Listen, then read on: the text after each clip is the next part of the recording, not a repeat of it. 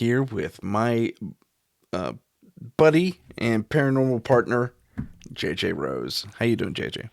I'm good, Tim. How are you? Doing well, thank you. We're here today to do a quick little celebration of the third member who's no longer with us of this team, Henri Wiazowski. And as of the 15th, it is his birthday. So we thought we'd do a short little tribute to Henry and walk you through some of the fun things that it was to be in the presence of Henry, especially when we were doing ghost hunting and that type of thing.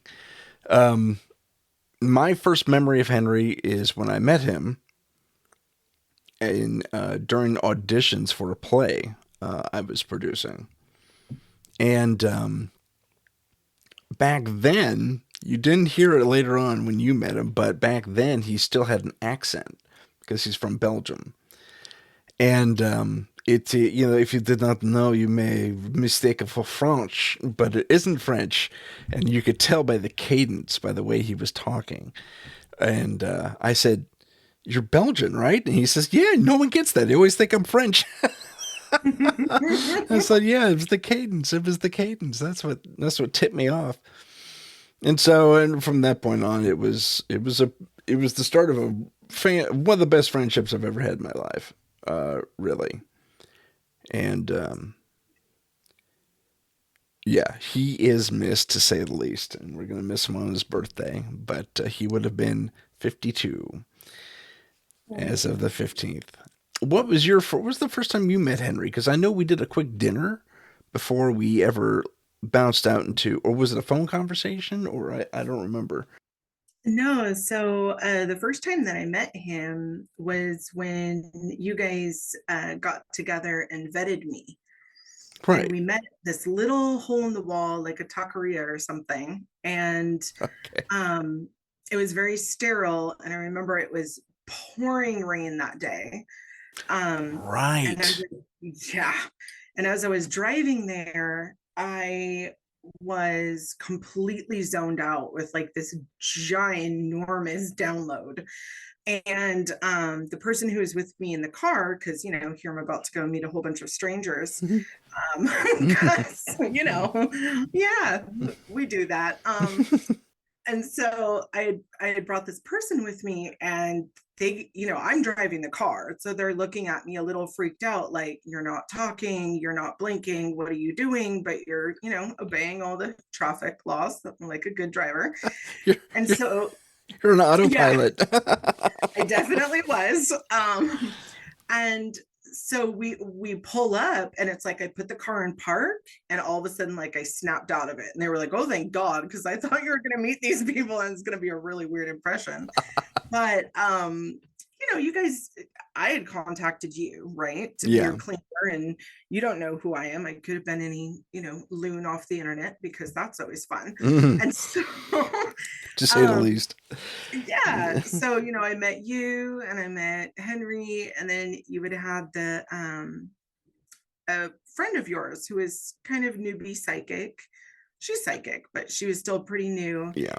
And so I was sitting directly across from you, Hmm. and Henry's in the corner, his back's against the wall as normal, Yeah. right? And his arms are folded, Yeah. and he's just watching me. Yeah. Just very not suspect, not making me feel weird in any way, but like he's silently extremely observant. Yeah. And obviously he was a skeptic on the team, so part of his job is to suss me out. And it was that funny little part when the person that you had brought, the psychic woman, um she didn't know any better, and so she kept kind of energetically poking me. Right. I think you And I'm mentioned I'm this.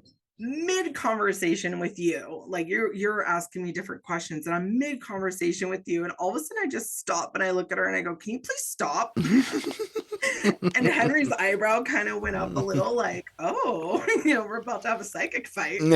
And and then that whole tete-a-tete went. But it was so funny because he's so pleasant, but Yeah. he didn't say a whole heck of a lot. Like, he definitely was feeling me out. Yeah. But I always felt this genuine warmth with him. And it was funny, and I get this a lot with people because, I'm me, right? I'm a pretty happy person for the Yeah. most part, and outgoing. And so at the end, I'm giving you a hug, and then I get to him, and you could tell, that European part of him just really came through, like wanting to be very staunch, and Yeah. we don't show emotions. And you could see him confused why he wanted to hug me.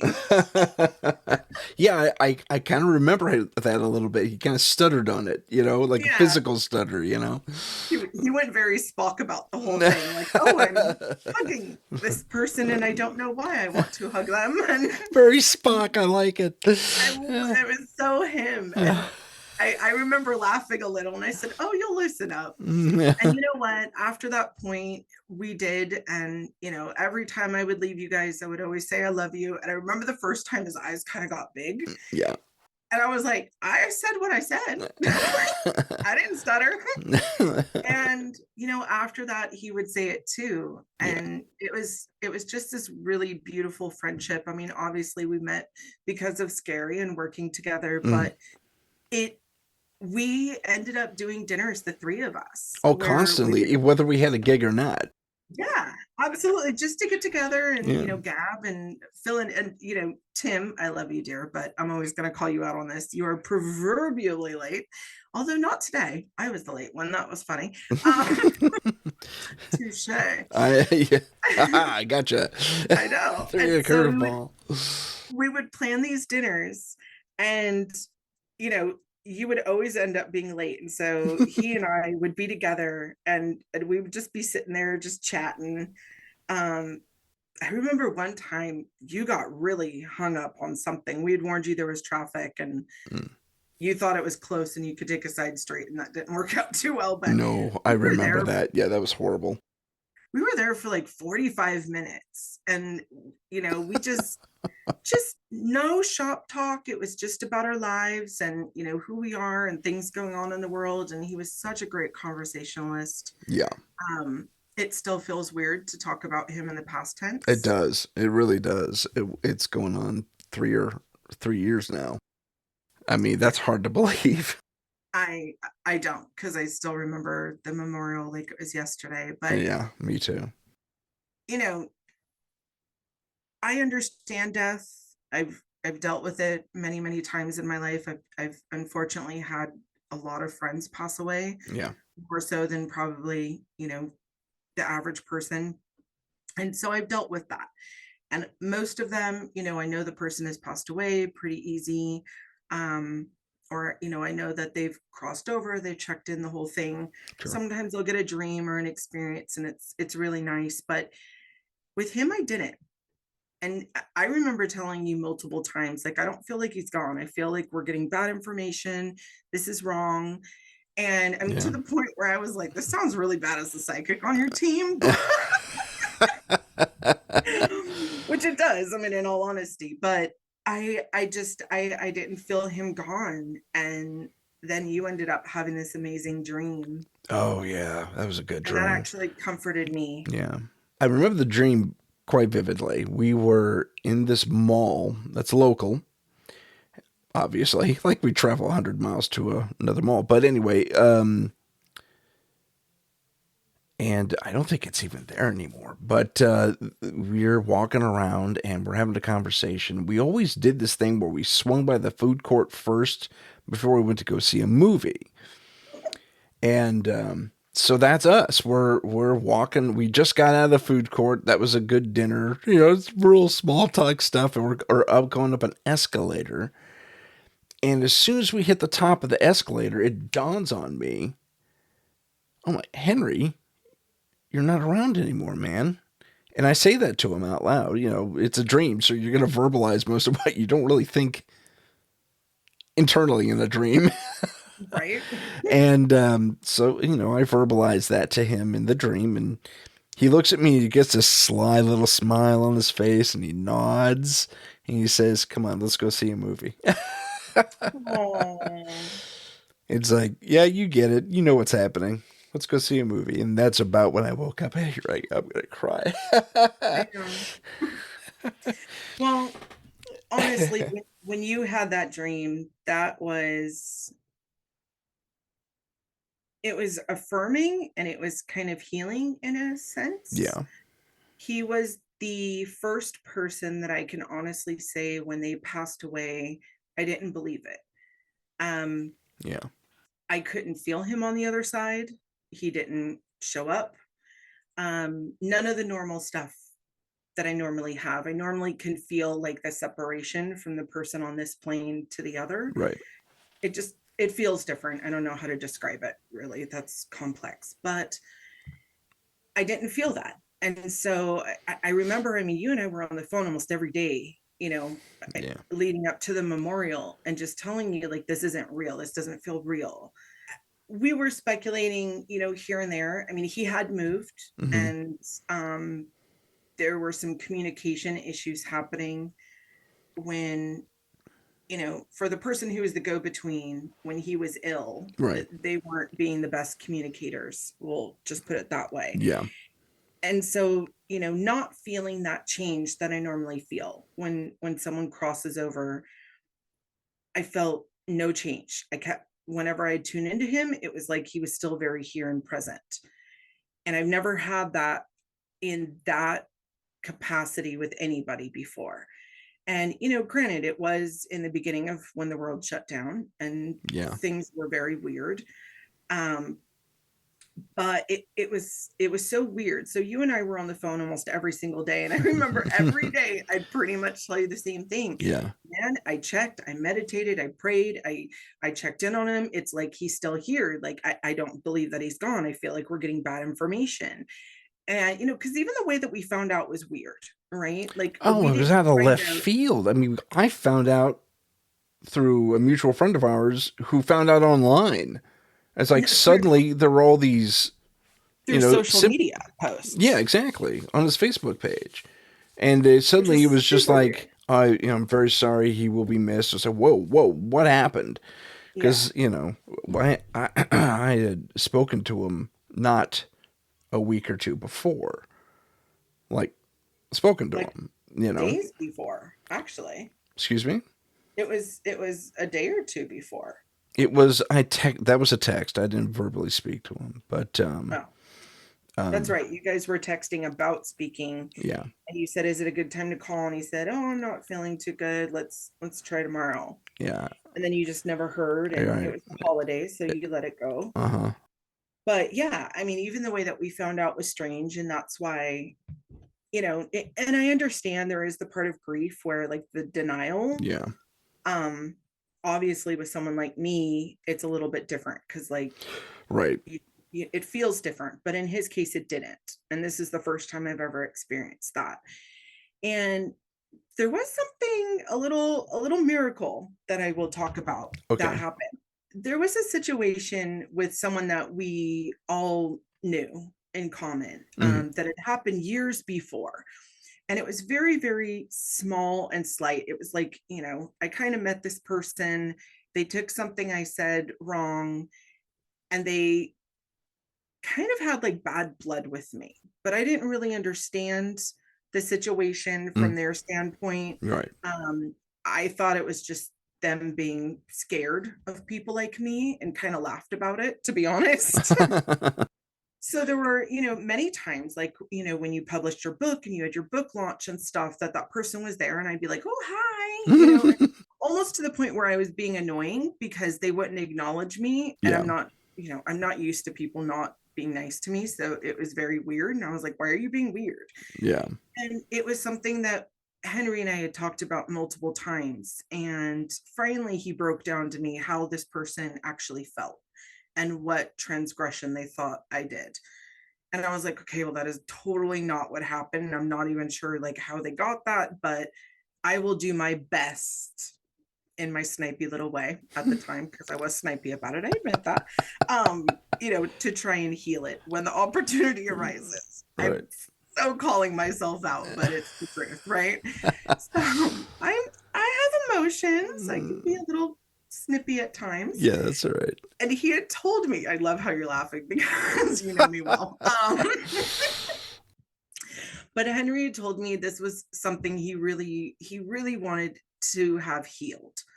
And so I had told him, okay, go ahead and relay this message. And apparently the message was never relayed via him.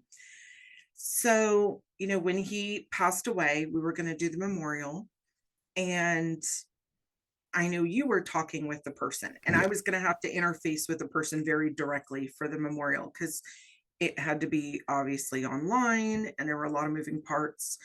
And I was a little concerned this person wouldn't want to talk to me or they were going to do the weird thing. And I just didn't want to do that with a public audience. Right. And so you bring up to the person, hey, I just wanted to let you know, JJ says X, Y, and Z, everything I told Henri to relay. And you said the person looked at you quizzically. I was like, I have no clue what she's talking about at all. But like, wonderful.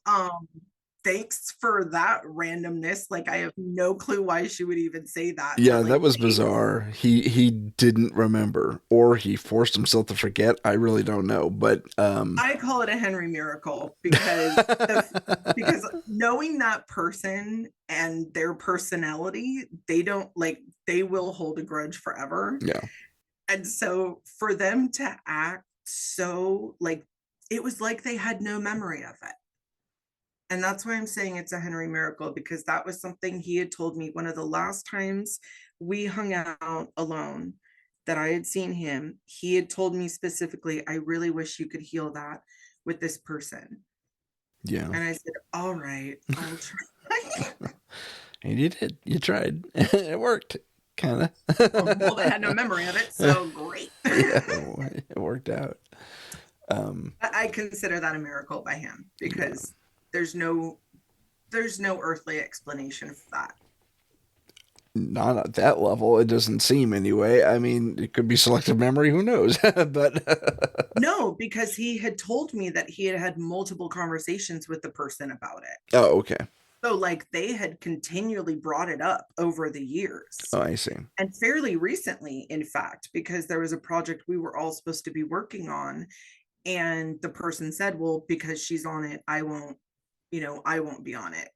And that really made him sad. Oh, okay. So, and that wasn't, I mean, that was fairly recent to him passing that had occurred. Yeah.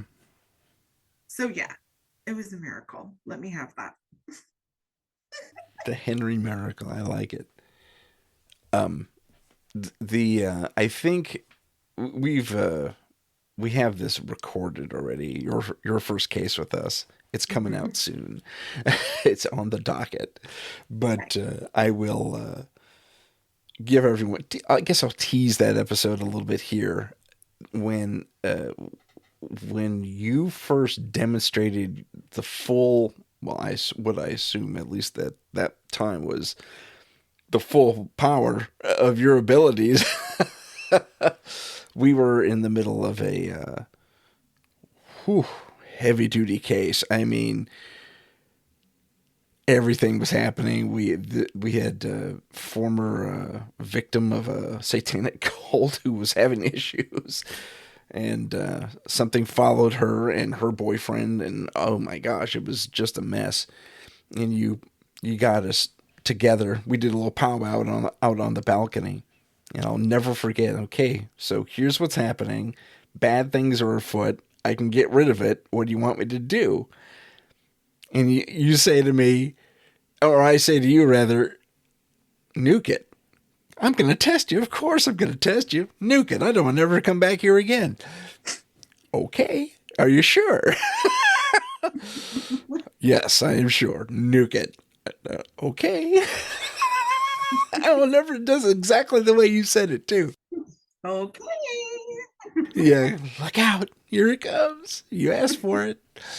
And I'll never forget, it's the way you said it. You were just, okay, whatever. You got it. Here's you asked for the big guns. Here it comes. And you walk off into the back room, and you have a stay with the clients in the front room. And Henry and I are just kind of going back and forth on more into their story, I think. And then we feel it. And I call it the boom without the sound. It's a concussion wave, and it hits. everybody. We think it's an earthquake, a little earthquake at first. But, and then we all feel really great, by the way. It was like instant being stoned instantly. It was kind of great. Or super high or drunk, or I don't know. It just felt so wonderful. Not that I'm Euphoric. euphoric. Thank you. Great word. Very euphoric. And we were all looking around at each other. You felt that, right? You felt that, right? Yeah, yeah. And I go to Henry. I said, "You felt that, right?" And he's looking at me, and he's got this astonished look on his face. I will never forget that look in my life. And he says, "Yeah." And he's trying to reason it out. I think he's the one who came up with earthquake. And I said, "That was no earthquake, man. That was her."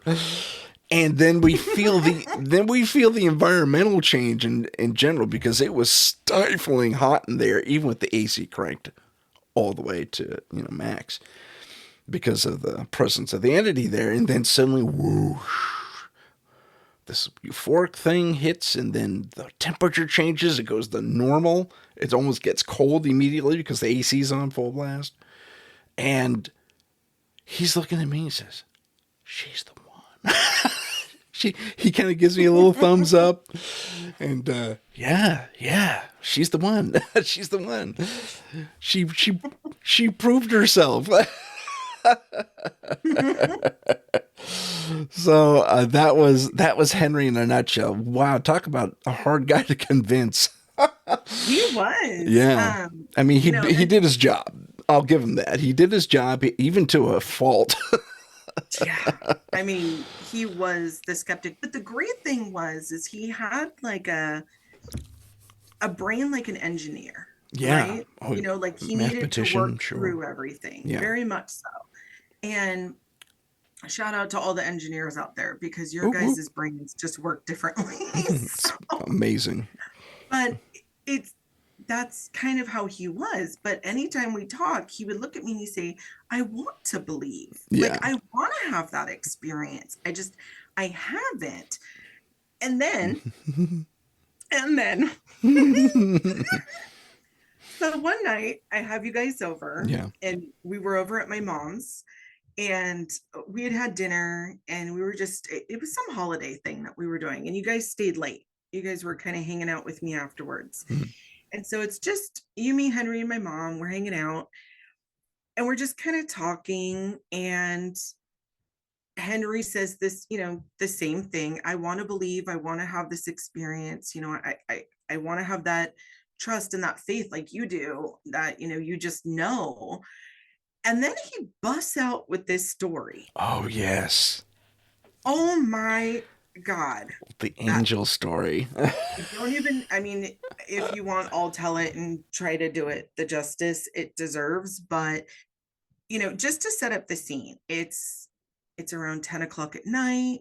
We've just had like this day-long event with a whole bunch of people and food. And, we're just friends hanging out, having a good time. Yep. And we're just kind of chit-chatting.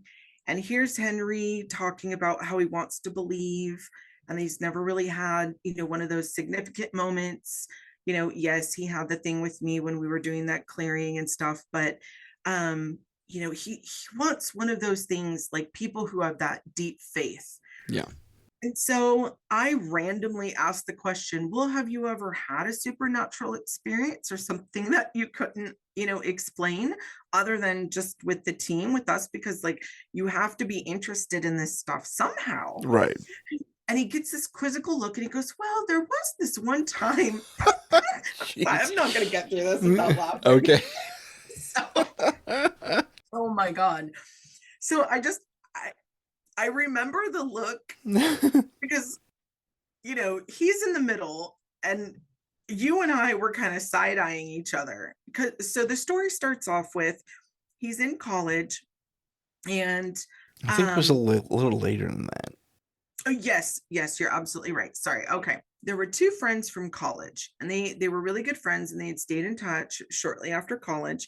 And one day he gets a call from the one guy, and the one guy said, I need you and the other friend to come with me on a quest. And, No. piques Henry's interest a little. Something interesting is afoot. This is great. Right. And he goes, okay, like, what are we doing? And the guy goes, well, I'm going to pay for travel and everything, but I basically need you guys to come with me down to Brazil.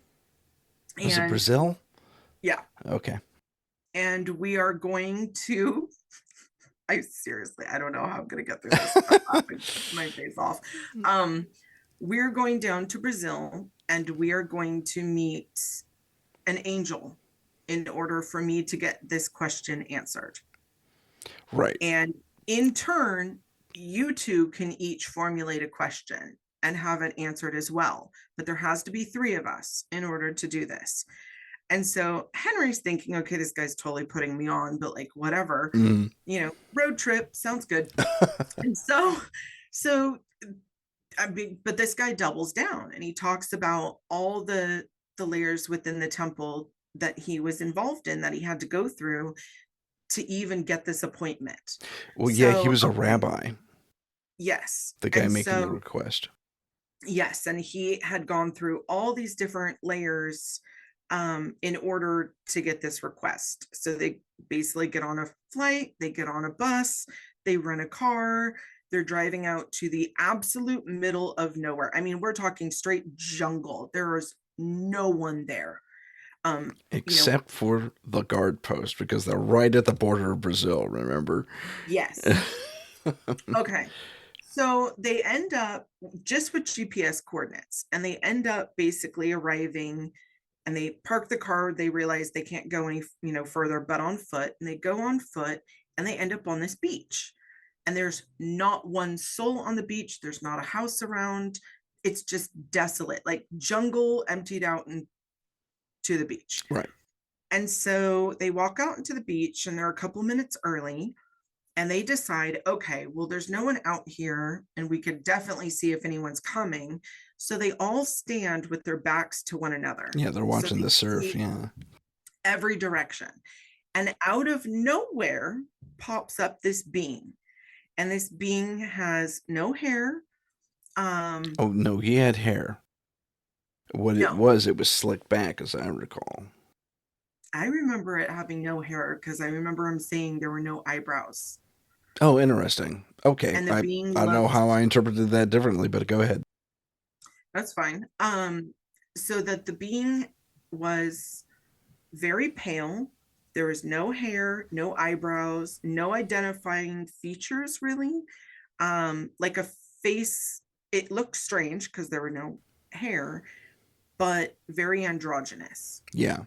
And wearing kind of like a robe type getup, like not normal clothing. Right. And the being basically just popped up and looked at them and said, I'll take your questions. And so each of them presented their questions in English to this being. The being spoke perfect English. And the being said, okay, I will take these questions back, but something about my master. Right. This wasn't the angel itself. It was a servant of the angel. Correct. Something about my master is a hard one to please, or something like. What I recall is he says, "My master is intrigued. He doesn't get this request very often anymore." Interesting, Yeah. because I remember that being at the end. I remember the bean basically told them, like, don't get your hopes up. I'm going to take this back to my master, but my master, isn't necessarily here to serve you, type of thing. Yeah, yeah. He did impart I.e., something don't like, get your hopes up because you're probably not going to get the answer, but return here tomorrow at this same time. So they all kind of blink twice and the being is gone. And they're standing in the middle of the beach. There's jungle, but it's a good, 300 yards away. yeah. So there's nowhere this thing could have gone. And they're all a little confused and a little weirded out. Um, okay, so they go and they get lodging. They come back the very next day. They do the same thing. They stand all three back to back, looking all three directions, right? Mm. You know, Mm. and they stand there, and all of a sudden, the same thing happens. The being just appears. And that's when the being said, my master was intrigued. He does not get these requests Oh, often. okay. And the being came up to each of them and spoke the answer to their question in their native tongue, Yeah. which, mind you, they had never said what their native tongue was, in perfect Oh, language, zero but accent. no zero accent, Yeah. but perfect diction. And all three of them, their native languages were different. Yeah. So there was And Israeli so for the rabbi, and the other one was German, and so it Henry's was French. it was Hebrew, German, and Yeah. French. Yes. And then at the end, basically bid them adieu and off disappeared again. Yeah. So all of them kind of left dumbfounded, but they all got the answer to their question. Well, Henry's question was, because he had been told he was the last of his line Yeah. and he hadn't had children, but he had always wondered, were there other family members that he didn't know about?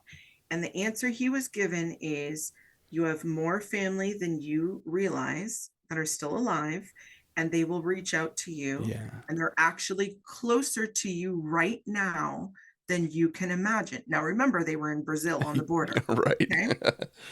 So he kind of takes this as, oh, this is kind of weird and spooky, but like cool story. Yeah.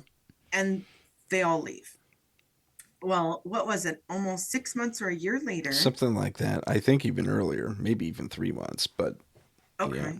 He ends up getting an email, and it was someone with his same last name. And they said, are you related to, and his father's name? Yeah. And he emailed them back, like, I am, like, who are you? And it turns out there was a huge faction of his family that 2 or 3 generations before had broken off and moved to Brazil. And there were like 100 of them. Oh, more than that. Yeah. Yeah. He found a whole wing of his family in South A America. It was whole amazing. wing. Yeah, Just that he amazing. thought was lost, and he got in contact with all of them. Hmm. So, I mean, miracle. Yeah. So the best part of this story, besides the fact that, he met an angel and had, this whole thing happen, that was insane enough. Uh huh. But once you and we looked at each other because we couldn't even speak, right? I He's just know. telling the story so off the cuff, Yeah. just like, oh, yeah, this Blase. happened. Yeah. And so blasé about the whole thing. And you and I look at each other, and our eyes are like bugging Oh yeah, out we're of our saucers faces. for sure in our eyes. Yeah. It's And I remember amazing. just laughing, you and I just erupting in laughter, and him just kind of looking at us, like blinking a few times, like, why are you laughing? And I said, you're telling me you've never had an experience and you literally went on a quest to meet an angel and had the future told to you and it came true, and you still have questions. I know, yeah. It just, he didn't have all the answers, and that's what bugged him. That's how his mind worked. He never had all the answers on that particular quest. He never confirmed it was an angel. He never confirmed it was a seraphim. All these confirmations. His engineer brain, like you were saying. Well, So, and here's the even weirder part. So, of course, me, 80 questions. mhm. I'm like, well, who is this angel? How do people get an appointment with the angel? Why do you have to go to Brazil? And the whole story was apparently super high up within the Jewish tradition. There were certain rabbis who knew about this angel, Samael, who lived underground. Okay. Mhm. Was it a different angel? It wasn't a Nope. different. You It sure? was Samael. I remember because I remember I made him repeat it to me like 15 times. Samael. I was Interesting. made of questions when this happened. And it's funny because, a lot of stuff that's talked about right now with, biblical lore and the fallen angels talks about them being within the earth. Oh, yeah. And at that time, because this is years ago, at the time, we didn't know any of that. Yeah. And then hearing this story, and I'm just like, dude, like, You didn't have an experience? What do you call that? I remember like Mhm. saying, can we make an appointment? Like, you meet Tim, like, we'll go. I'm down for a trip to Yeah, Brazil. I'll get my passport right now. That'll be awesome. Yeah. Henry, don't you have cousins we can stay with? Yeah, So, exactly. It was not too long after he told us that story. We'd gotten together for something else at a different time. I think we did a mock investigation at your house just to test out new equipment or something like that. Or at your mom's place. At your mom's place, that's what it was. It was one of mhm. those brief little things we like stuck a few cameras up on poles and that was it. We were driving home from that because we drove up together and somehow we got on the subject of UFOs. And he said, "Oh yeah, I saw one once." Wait, hold on. We've been in this game for years now, and you're just now telling me about this? He says, "Didn't I tell you about Weird. this?" I said, "Henry, I would have remembered something like that, man. No, Yeah. tell me your story. What's going on?" He says, "Well, he lives not too far where I am, and if you go up this hill, there's a bunch of condos they built up there recently, and that's where he lives or lived. And then basically he was less than a mile from me. It was he always joked that if he tripped, he would fall into my front yard. Um, but up on this hill community, he had to go to work early. He did finance and he left early most mornings. And he had just moved into this place. And this is like 2007, a couple of years before we started Scary. And he's walking out to his car about 5:30 a.m., typical for him. And he had to park on the street because his garage was full of boxes still. He still was moving in. And this glint, sun's just coming up, and this glint catches his eye, and he looks over, and he double takes, and there's this craft sitting there, hovering.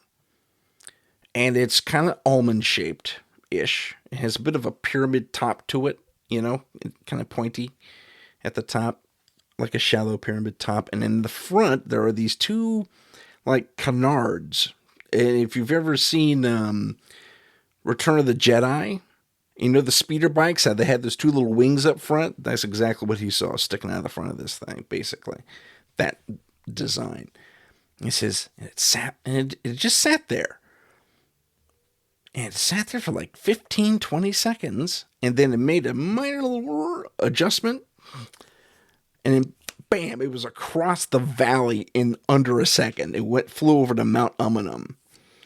And I said, "Okay, so you described it to me. Was there ever any color to it?" And he says, "No, it was kind of like silvery." I said, "Was there anything underneath it? Was there any discoloration like blue or orange or anything like that?" He says, "Yeah, the belly had like a aquamarine blue to it." And that actually is part and parcel for a lot of UFOs, including purported U.S. military experiments with UFOs and building their own. They actually achieve that color resonance as far as the light that's emitted, and are able to use anti-gravity and stuff like that. It's pretty cool. That's the report anyway.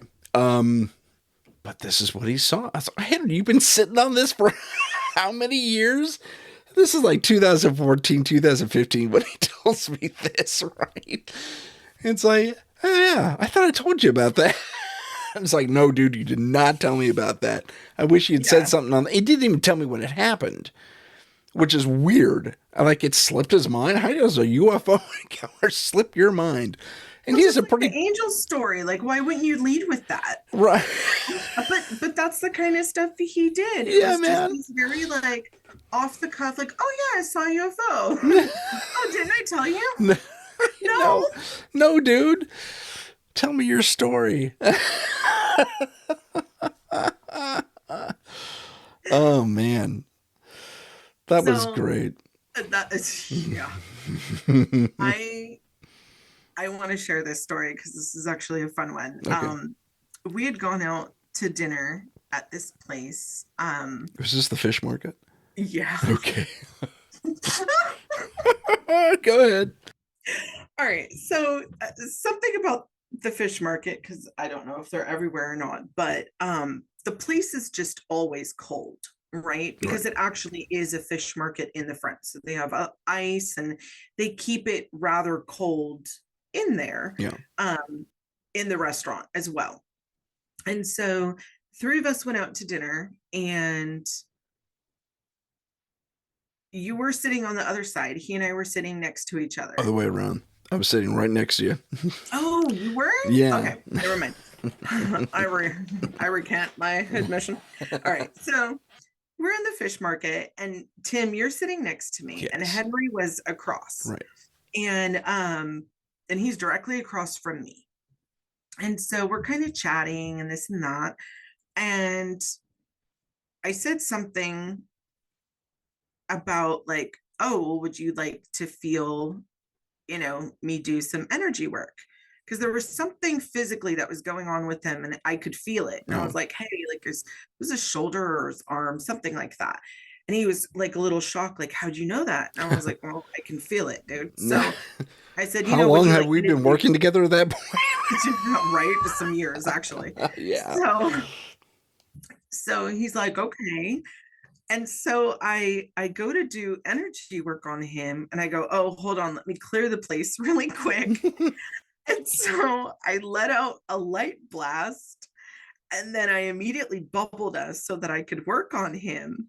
And I remember you kept inching away from me Yeah. because it was so hot Oh my that God. You you were turned like into a small chugging sun. water. You turned Yeah. into a small sun. It was, in heat only, not in radiance, but oh my God. And so you're inching away from me because of how much heat is coming out of me. And Henry's sitting across. And normally, is he's always smiling, right? But Yeah. it's kind of like a stoic, happy smile. Right. And all of a sudden his smile gets even bigger and he's like, it's really warm. And I'm laughing and he's looking all around like, is there any reason? I said, feel free, like look around and see if there's any reason for it, but we're literally on an island over here. They placed us in the back end of the restaurant all by ourselves. There were nobody by us, which is actually kind of nice Yeah. considering what we were talking about, because Yep. nothing like sounding like loons, but in public I'm okay with it. But and so then I had said something, and it was someone that you two knew, and I didn't know this person. I knew nothing about it, and I said, "Oh, you might want to check on your friend." And he goes, "What friend?" And I said, "Oh, well, your friend that moved." Right. I know exactly what you're talking about. Yeah. And then I remember you get like real quiet and you just kind of like stiffen up, right? And I'm like, Uh-huh. uh-oh, Yeah. must have touched a nerve. And then Henry goes, okay, well, let me test you. Like, what's going on with my friend? And I said, well, he lost his leg. And I said what leg it was and where on the leg it was gone. And I remember because I had to pull up my leg and actually show you guys, and that was really fun to do yoga in the middle of a restaurant because we needed to look more insane. And I remember Henry just being blown away, and he's Yeah. looking at you and he's like, did you tell her about him? And I was like, I don't even know who this person is. Yeah. You have never talked about this person. And to this day, I've never met this person. But that got him like, Yeah. Yeah. Yeah. You get more interested. You always, yeah. which is hilarious. I mean, in case two, I've teased this earlier. In case two, we have this episodes before your time with us. But Yes. it's worth talking about. And he has this moment, and I'll just tease it. I think maybe I told you about this in person before, Oh but yeah. this client had very classic haunting. I mean, almost full poltergeist activity, full bodied apparitions, sounds, you name it. It was happening in this house, and those poor people were scared. And one of the reports was the cell phones would go off randomly. Actually, not randomly, at like 2:32 every night or early morning. And we're about to wrap up. We're going to let the cameras roll a little bit. And the husband hit the had gone to bed because he had to be up at 6 in the morning. So we were in the front of the house. He went to the back bedroom, and he walks out, and we hear this horrible distorted. It sounds like a music box melting, and it's and he gives it to Henry and says, hey, "Did it? You didn't set this. I didn't set this. Okay." He goes banging through there. He's a tech whiz, I should say. Henry digs into the code on the phone, gets into the file system, and says, "Oh, okay, I see it. Okay, you're right. You didn't set it. There was an alarm set. I don't know if you knew that or not, but I turned it off, and then the guy says, no, delete it." I said, "Okay, delete it." He says, "Now, I've done that myself." Guess he was pretty technically savvy himself. And mind you, this is the old flip phones that had just gone a little digital. It wasn't quite a smartphone yet. Mm-hmm. So you had this teeny little screen to deal with. So he says, "Okay, delete it. Watch this." And he says, "Okay, delete." There you go. Claps the phone, close, hands it back to him. Bing dong dong. Oh, come on, what's going on? So he takes the phone back, he opens it up, he turns off the alarm, he looks at the thing, and there it is again, reset for like a minute after he hands it back to the gentleman. He says, "Okay, hold on. He goes sticking through it. He's on a mission now. He's gonna beat this thing." Hands it back. Bing dong dong. Oh, come on. Third time. So, okay, forget it. But he deletes it again. Then he pulls the battery out. Solved your problem. Do you have another alarm clock? Yeah, I can use it. Absolutely. Fantastic. Bing dong da da da. Oh no, now. While it's in his hand. In his hand. He's got the battery in one hand. He's got the phone in the other. Now, the old cell phones didn't have residual charges. Not like your smartphones do today. They can actually last without a battery a little tiny bit. Mm-hmm. But now he's at a loss. And he says, "Oh, it must be a residual charge." I said, "Not that style of phone, dude. You and I both know that." And he says, "Huh." And he opens the phone to turn off the alarm, and it turns off on its own. Then he takes the 2 bits and he leaves it on the little breakfast counter. He says, "We'll have to come back to that." It's just the way he said it. I didn't do any justice at all. But I mean, he was a little animated about it, and head to the forehead is like, yeah. We're gonna have to come back to that. and on we went with the investigation. Oh man, that was the best. I mean, talk about a guy. Him stumped, I think, was the best. I hate to be mean about it, but it was, because when you hit him with a mystery that he couldn't solve, mm-hmm. he was just entertainment. Oh yeah, he was in the embodiment of entertainment. I'll figure this out. I know I will. It was almost like watching. It was almost like watching Wile E. Coyote or something. Oh God, I miss him. I miss him so much. I miss him too. I remember one of the last dinners that we did. Remember I had that really fancy rental car? Vaguely, yeah, go ahead. Okay, well, it was a really fancy rental car that the place messed up. And so they gave me like the top of the line car. So it was super fast, made tons of noise. It was a really fun week. So I come rolling up in it, and he's like, "Whoa, new ride?" I'm like, "Oh, this is fun." So I took you guys for like a little stroll around the parking lot really fast. Right. We get done with dinner, and we decided we were going to walk over and go to Starbucks and have a coffee. Oh, sure. And unfortunately, the area we were in is kind of notorious for shenanigans happening when it gets dark. Right. So not the safest place to go sit outside at a Starbucks. And I remember you had brought that up of saying, this isn't the best place to like sit outside. And I was like, well, you're not going to want to sit inside with me because you know how warm I'm going to make it. So, and it was winter too. Yeah, that's true. We sat outside and I said, "Don't worry, we'll be fine." So we sit at these and we're outside, and it's a big old shopping center, right? Yeah. So, people are constantly driving up and all over. And we're sitting there, us three, and I have us bubbled.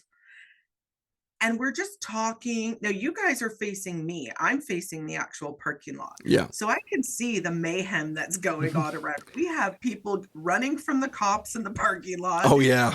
People running in and out of the coffee place. Right.